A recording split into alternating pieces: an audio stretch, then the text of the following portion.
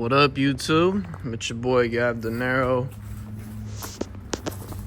and we got the final step to the Scat swap, SRT8 swap, whatever you want to call it. New seats going in the joint. I'm so excited, bro. I'm really happy because I found the exact seats I wanted, and this was really all the car needed. As you guys could see, I got the RT Max seats, no logos. They got some tears.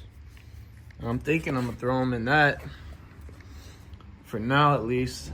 And I'm gonna put these in this. What?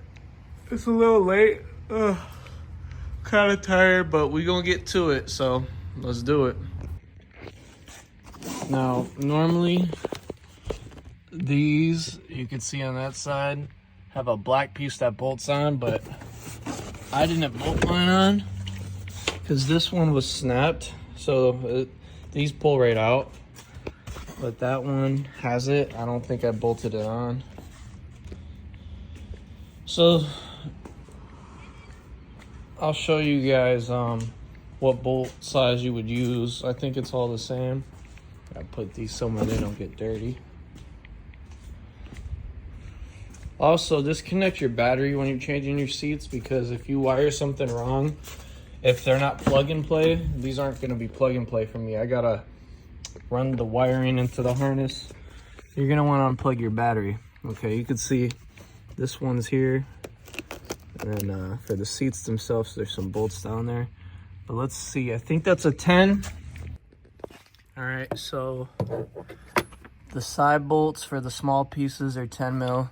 These big bolts are 18. I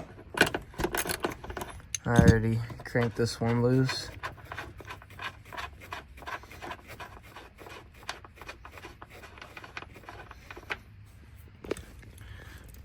I think that's all that holds that one in.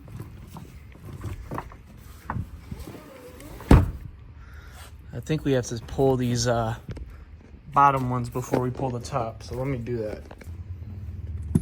On this side, same thing, 18. I think we loosened it. Yep.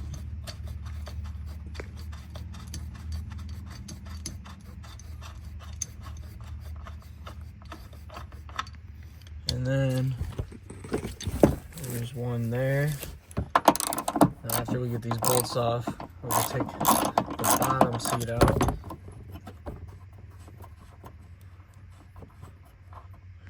I think that's actually it. We're about to see now. For the bottom seats, you kind of got to just tug until they unclip. Mine came right out. I didn't really have to fight it. And then once you pull this out, these top ones come right off with those unbolted. So I'm gonna pull everything out the back. All right, so there's 2 bolts on this side. You tighten that down and you see them over there. I'm just using the same ratchet I used to take the bolts off. You put the big side on first because that rests under this seat, and then this one only has this side, and you bolt it up right to those 2 bolts. So we're gonna bolt these up, and then the back seats are done, and we'll be putting in the front. All right, so I meant to start recording. I already got the front bolts on. You're gonna wanna move the seats back and forward to access the bolts. There's 2 in the front and then 2 in the back. So I moved the seat all the way back to get the front ones out, and then I moved the seat all the way up to get these back ones out. And then they're all 10 millimeter. And you're gonna wanna unplug your car after you unbolt these when you go to mess with your sensor, just so you don't mess anything up. And mine are hardwired because they weren't plug and play with the harness. So I just spliced them and ran them to the harness. So we're gonna have to repeat that process on these Scat seats. So if your guys' seats don't plug in, you could do what I do to make them at least the power portion of the seat work so they move forward and back. So these bolts are usually pretty rusty on cars for some reason. So they give you some trouble to untorque sometimes. So if you're using a ratchet like me and not an impact, just use some of this penetrating oil and let it sit for a couple minutes. Works like wonders. It'll make that bolt come out a lot easier. So we're gonna give this a second. If not, we have a attachment to use the socket. I actually might just take it out with this impact. You're gonna want a T50 to unbolt these seat belts from the seat, and then that'll be the last step, and then you're gonna undo the harness and pull the seats. All right, as you can see, we unbolted it and it pulls right out.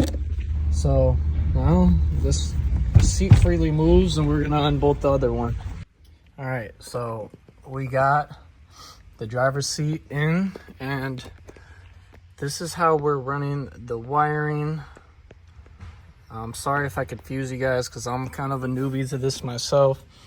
But basically, what we did is we ran a positive and a negative from the main positive and negative in the harness pigtail for the car that plugs into the seat. So we just ran that into the wiring. So we didn't cut off our pigtail, and we could plug it in if we ever use it in the future. And then we ran these, I don't know what you call them, capacitors or something, but basically the way they work is that metal piece, it clips around the wire, so it splices it, and then it holds on to the wire, and you could run a positive and negative. So for instance, this yellow pigtail is the main power source for the power seats to make them go forward, backward. And since there's a red for the positive and a black for the negative, the easiest way, at least that I know how to do it, is use these, like I said, whatever you want to call them, capacitors or something. I'm sorry, I don't know the name of these. But you run these to the positive and negative, and then you just run that to the pigtail positive, negative on your car. And like I said, they clip in around the wire, and then through this back piece right here, that little gap, you feed it through this, and it plugs right in the back, as you could see on that one.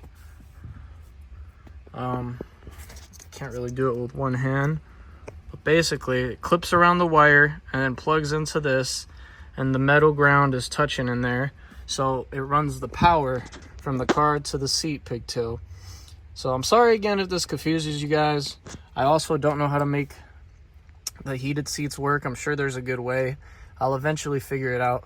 But all we're doing for now is going to bolt these in, and we're going to run the positive and negative to make the power seats work.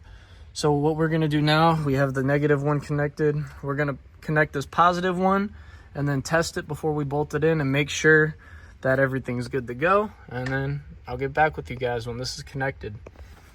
All right, so we ran the positive, and you guys could see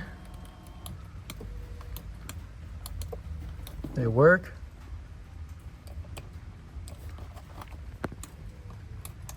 As they should. All right, so since all this is ran now, we could make access for our bolt holes and bolt these up, and then we're gonna do the other one. There's a little slot in the bottom of this black piece, the little bracket. It goes right in below where the bolt hole goes. I'll show you guys. You can see that hole below the bolt. That's where this black piece goes. So when you go to thread this bolt in, make sure that that lines up and goes into that little gap below the bolt hole. And now we're gonna tighten it in with the ratchet.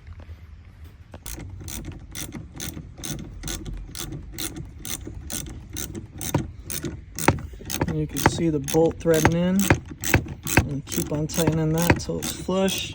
I already got all 4 of the bolts below the seat, 10 mils tightened. And like I said, the power seats are working. We're gonna do the other seat. Same thing we did with this one. And you guys could see We got these joints inside and they look amazing. With the red door panels and the center console, yeah. I'm liking this look. Y'all see it though?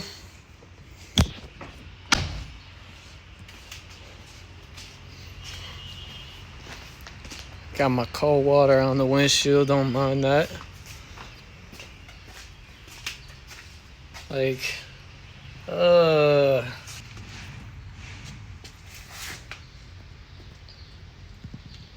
these joints are official. I gotta detail them a little, but none I'm too concerned about. I hope you guys liked the video. If you did, drop a like, leave a comment, subscribe if you're new. I do DIY videos all the time. Oh my God, this just makes the car look amazing. But like I said, y'all see the V6 in the cut. If you enjoyed the video, drop a like, subscribe. I think I'm gonna be putting these red ones in the V6. I might sell them. They have some tears in them. And the shop quoted me like $700 to repair these, which is insane. Because the tears aren't that crazy. I mean, they're not good, but $700? I damn near paid that for these seats. Which is why I was like, alright, I'll just buy some new seats and probably repair these, put them in the V6. But again, y'all see what we working with now, man. Hope you guys like the video. We out.